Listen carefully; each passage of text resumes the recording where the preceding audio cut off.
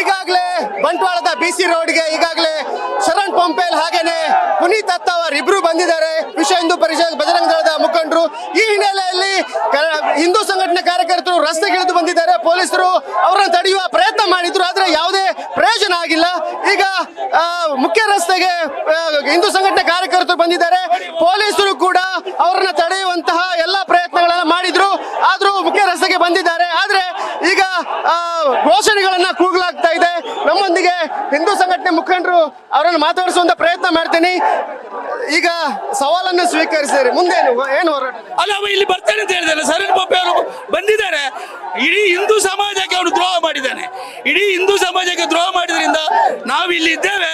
ಅವನು ಇಲ್ಲಿ ಬರಬೇಕು. ನಾವು ಸವಾಲು ಅವ್ರು ಕೊಟ್ಟಿದ್ದೇವೆ. ಅದು ಅವನ ತಾಕತ್ತು. ಅವನು ಒಬ್ಬ ರಾಜಕೀಯ ವ್ಯಕ್ತಿಯಾಗಿ ಈ ತರ ಮಾಡುದು ಬೇಡ.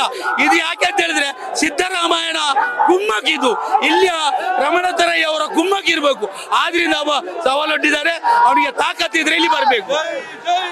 ಇದು ಹಿಂದೂ ಸಂಘಟನೆ ಮುಖಂಡರ ಮಾತು. ಒಂದು ಸವಾಲನ್ನ ಸ್ವೀಕರಿಸಿ ಬಂದಿದ್ದೇವೆ. ಈಗ ಈ ಭಾಗದಲ್ಲಿ ಈಗ ಶರಣ್ ಪಂಪೇಲ್ ಇದ್ದಾರೆ, ನೀವು ನೋಡ್ಬೋದು. ಶರಣ್ ಪಂಪೇಲ್ ಮಾತು ಆಡಿಸುವಂತ ಒಂದು ಪ್ರಯತ್ನ ಮಾಡ್ತೇನೆ.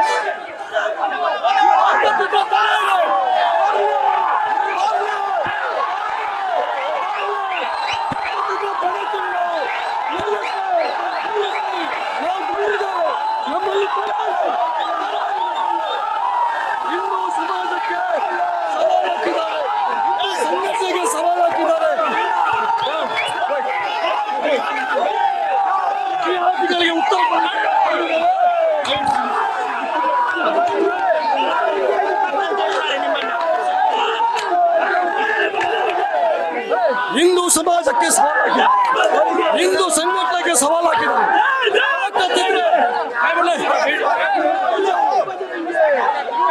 ಹಿಂದೂ ಸಮಾಜ ಉತ್ತರ ಕೊಟ್ಟಿದ್ದಾರೆ, ಸವಾಲುಗಳಿಗೆ ಉತ್ತರವನ್ನು ಕೊಟ್ಟಿದ್ದಾರೆ.